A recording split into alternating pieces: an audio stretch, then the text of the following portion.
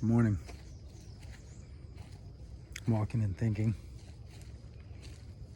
Always on the law of love, and I get brought to the law of love because of some of the things that I see people write and put on social media and things like that. And sometimes the division within the so-called Christians is astounding. You know, if you don't have all your doctrines lined up and you don't do this, and this, then you're not saved. And if you don't do this, and this, then you're not actually worshiping right. And if you don't do this, and this, you're not keeping the right dates, times, and, you know, all these different rules and regulations. The law is love. Why is it supposed to be something like that? To keep it easier for you to not want to make people the other. All these laws and all these different things that we now study and show ourselves approved on, and we create deep doctrines on, to where you can literally stand up and go, look, if you're not doing this, and this, you're lost. And if you're not doing this, and this, you're lost. When Christ said, all sin will be forgiven, all the sons of men, and whatever blasphemies they may utter. So you guys are really finding an awful lot of ways for everyone to be lost, when Christ really only showed us one way that people are lost, and most of you don't even understand what that's about. So I just don't understand the division. This law of love is important. Do we not remember there was a certain man casting out demons, and the disciples told him to stop? Don't do that. And they went back and they told Christ. They said, hey, we saw somebody casting out demons in your name, but we told him to stop because he doesn't follow us. And it's kind of, again, paraphrase a little. Christ said, what? You did what? No, don't do that. Don't you understand? If this person's casting out demons in my name, or if he's doing good works in my name, don't you understand? They're not going to now easily go and speak evil of me. Okay? No division. But we want to study and show ourselves approved. Okay? I get it. It's not helping you. Are you really moving in forgiveness, or are you looking for ways to really prove that you're right and someone else is wrong? That's another big problem we have out here. It's something I was super guilty of, so I can relate. Being right. Got to be right, because you don't want to be wrong. So you got to be right. Rightness. That's not righteousness. They're two very different things. Because see, when you're right and you've made the other wrong, you've made the other wrong. Let's not do that. Let's deal with people with love. Seriously. We've got to start to see things from other angles and other avenues, and we really have to love people. Everybody's free and everybody's battling with stuff down here. This is a hard area to be in.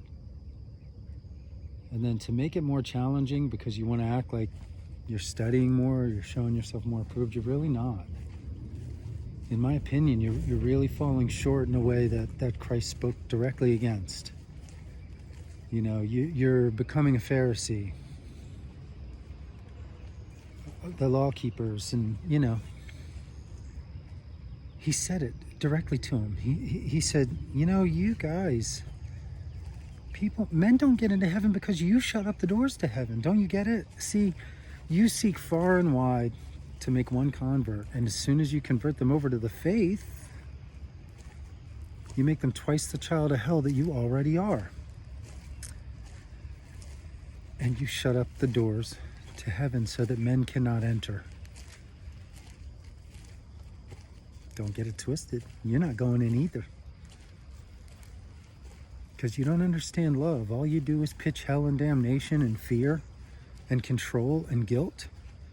Because I know that's what you're dealing with in your life. So you have to walk all this stuff out this way. But the reality is, when you're living that way, you're a slave to sin. And all you do is stay focused on sin, even though your focus is to stay away from it. You're still focused on it. You're a slave to sin. You don't understand sonship. And that's why you really see a reason and a need to show everyone else how they're wrong and they need to be fixed.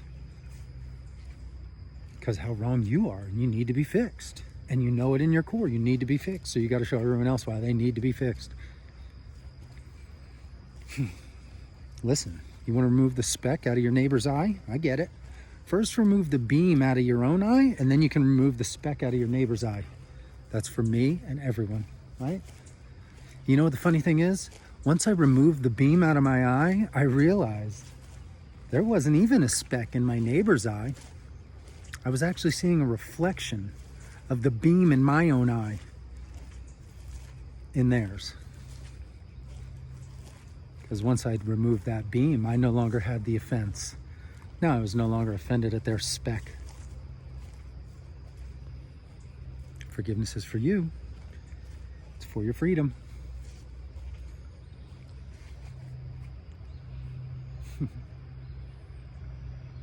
It's all love. It's all faith. It's all truth. Can you love people? Can you forgive people? Can you release?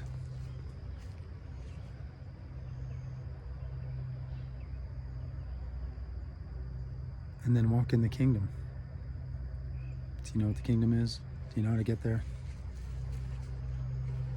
We're given hints. I'm going to give you a couple real quick hints of understanding where the kingdom is by showing you where it's not. Okay? Christ said, once you put your hand to the plow, if you look back, you're not fit for the kingdom. That's a strong word, isn't it? Man, I can't even look back at all. No, you don't understand. What he's saying is when you're in the moment and you're moving, if you're looking back, you're not paying attention. You're living in the past. Don't live in the past. Let the dead bury their dead. The past is only going to be drudged up and it's not real. And another place where the kingdom is not is out in the future. How do I know that? The Garden of Gethsemane.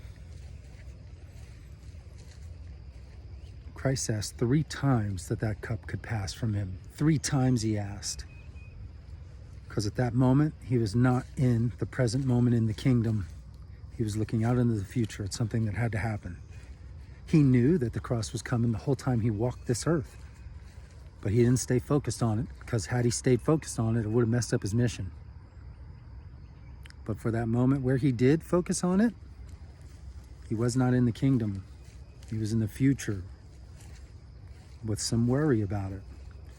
How do I know? His sweat turned to blood. So let me tell you what. Once your hand is to the plow, don't look back. The kingdom is not in the past. If you've got stuff in the past that really hurt you, God can go stand there with you, comfort you, look at you, and hold you and say, I'm sorry these things happened to you.